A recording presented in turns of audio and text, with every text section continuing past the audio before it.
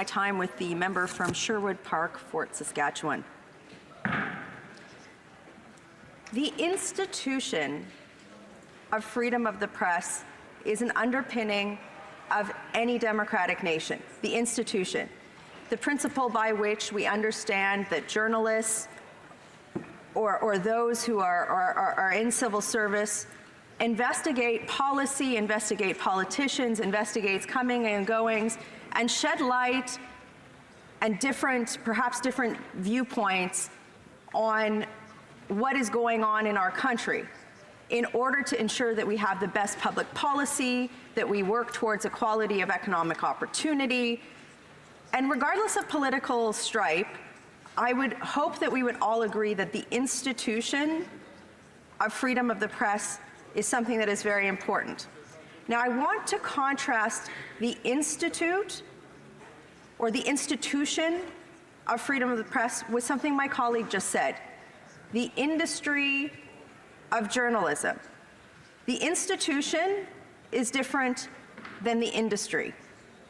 The institution of freedom of the press does not imply that somehow somebody has to make profit off of this. And what we are talking about today is the state interfering in the industry of the press and whether or not that is appropriate in terms of the ability for the institution in Canada to survive. In 2013, a report came out. It was PwC's Global Entertainment and Media Outlook for 2013 to 2017 that predicted newspaper revenue to drop by 20% by 2017. And this was attributed not to a lack of consumer demand for journalism, but it was attributed directly to a rise in advertising revenue being shifted away from print media to online media. And that is because, it will be no surprise to anyone in this room, anybody listening at home, that the way that we consumed information has changed dramatically in the last several years. Many of us consume information on our phones. We consume information with short video blogs. We consume information with content that's pushed to our phone. So for the industry of journalism in Canada to have known through its own corporate forecasts, through reports like this, that its business model was failing, it begs the question, why should the government or the taxpayers of Canada have to bail out a business model that was failing, which is print journalism? These organizations should have known, as any industry did, any business, anybody who owns a business, when your business model changes, talk to a taxi company, right? When Uber came in, when there's something that's disruptive to your industry, you either have to adapt or you don't survive. So we are now debating whether or not the government should be bailing out a failed business model or a failed industry. Unfortunately, what the government has chosen to do in answer to that question actually affects the institution of freedom of press. And anybody of any political stripe should be concerned about this, because a partisan political actor should not be giving money or allocating tax dollars in such a way that it could harm the independence of the institution of free press in Canada. And how does that happen? So what the Prime Minister has done is allocated $600 million. That is a lot of money that could be used for a lot of things, but is allocating $600 million to a select group of industry actors in journalism based on criteria that the government selects and that the government doles the money out on.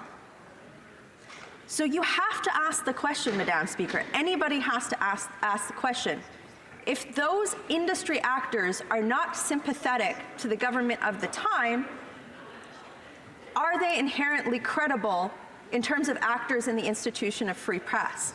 And that's what's at stake here. Anybody who votes Liberal or Green or NDP should be as comfortable with a Conservative-led government selecting those criteria as they are their own. And I think that they would have a very hard time standing up here arguing for, let's say, Stephen Harper having control over the Canadian media.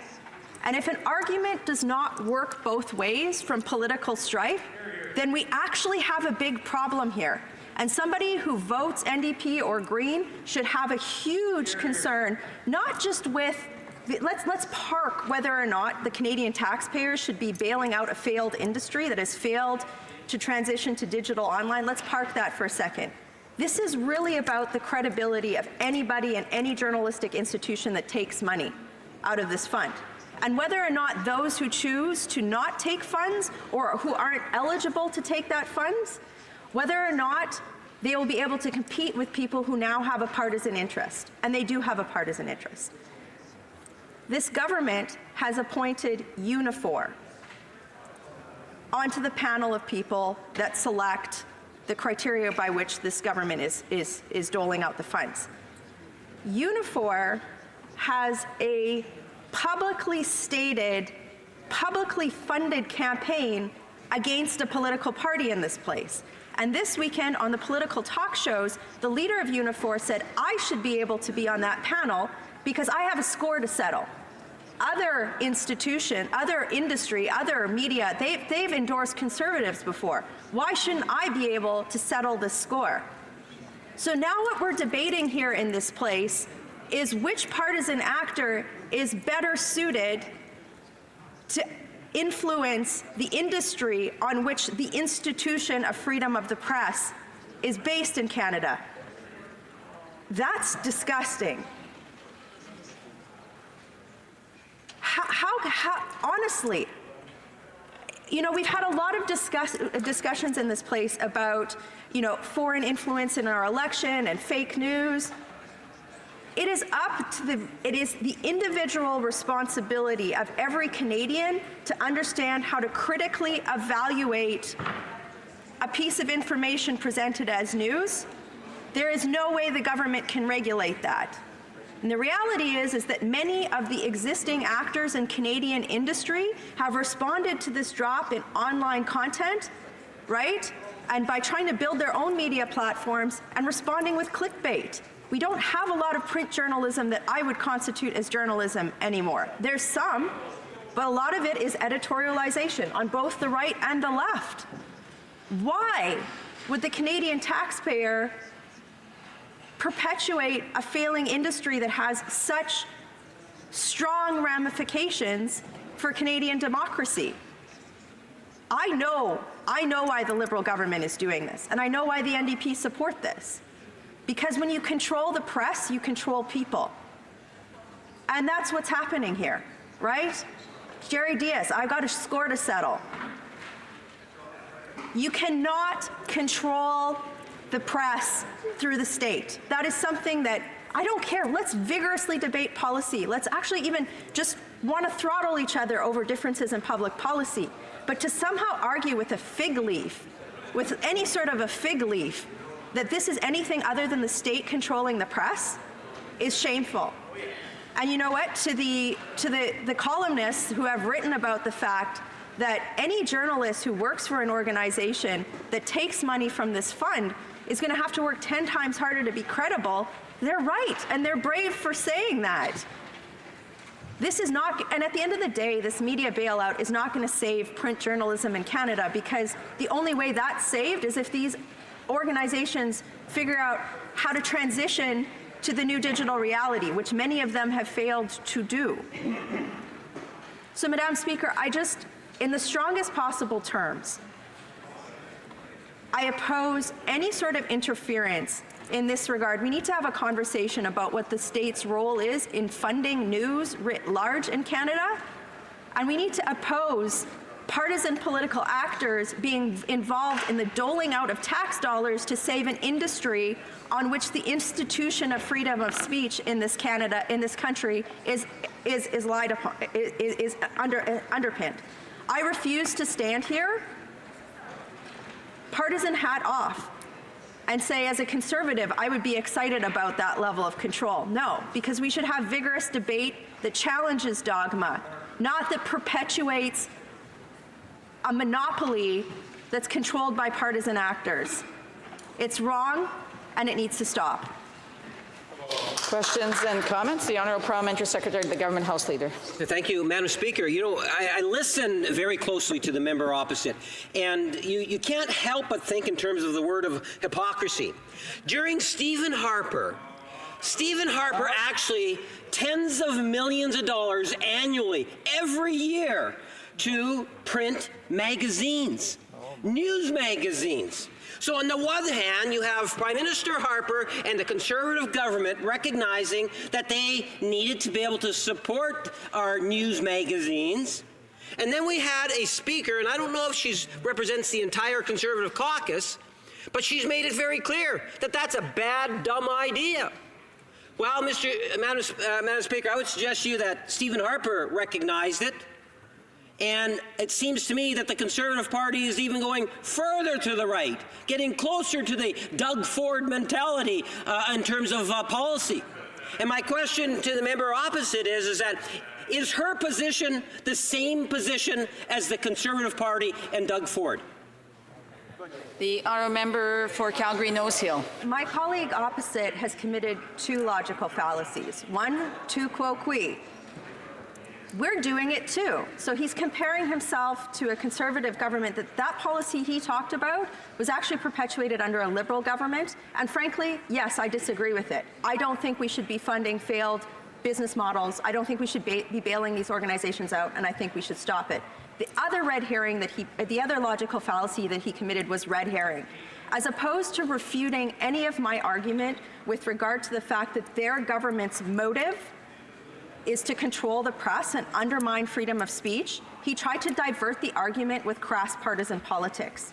This topic deserves more than that. It deserves real, intelligent debate. And to anyone watching, my condolences for having to watch that debate failure. Questions et commentaires. L'honorable député de Rimouski-Neigette-Témiscouata-Les-Bâches. Thank you, Madam Speaker.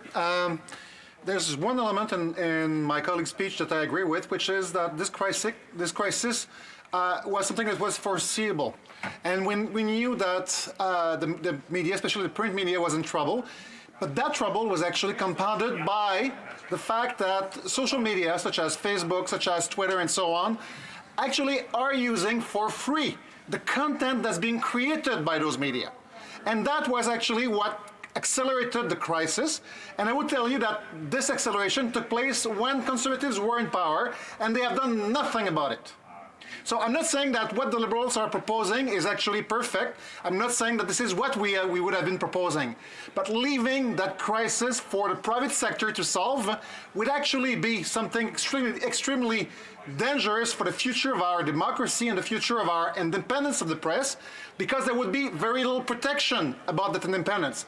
And I would like to remind my colleague that we're not only talking about the independence of the media, which is actually critical, yes, I agree, we're also talking about the viability of the media. So we need to find a way to help those media transition to a different model. And I would like to ask my friend how this parliament, how this government, how this House of Commons can actually help the media sector to do it. Honourable Member for Calgary-Nose Hill. My colleague is arguing that it is the role of the state to bail out a failed business model. It is not. His premise is flawed. The reality is that these organizations have failed to transition to a digital online model. He's talking about content being shared on Twitter. There are organizations in Canada that are profitable. Blacklock's is an example that uses a paywall. People will pay for the information that they want to consume, and those platforms aren't stealing that advertising, because when people share content, they get driven to online platforms and absorb advertising there. The failure of industry to respond in an already highly regulated market to the demand of the consumer, it is not the role of the state to bail them out. So my colleague's premise is completely flawed. It should be the role of the private sector to figure this out, and it is incumbent on every Canadian to determine how they are going to consume information and reward those who respond to that demand accordingly. We could be using that $600 million for any other purpose, but to use it and undermine the freedom of the press is an abdication of our fiduciary responsibility to Canadian taxpayers. Thank you. The Resuming debate, the honourable member for Sherwood Park, Saskatchewan. Madam Speaker,